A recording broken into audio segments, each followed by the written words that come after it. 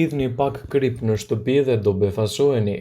Kripa ka qenë gjithmonë një domosdoshmëri gjatë vakteve, qoftë në restorant ose në shtëpi. Megjithatë, kripa është relativisht një nga erëzat ushqimore e marrë në sasinë më të mirë, por mund t'japë edhe probleme me hipertensionin, me veshkat dhe me mbajtjen e lëngjëve. Sidoqoftë, ajo mund të përdoret edhe për pastrimin e shtëpisë. Për të hequr qafe milingonat, thjesht hidhni krip në zonat ku ato zvarriten.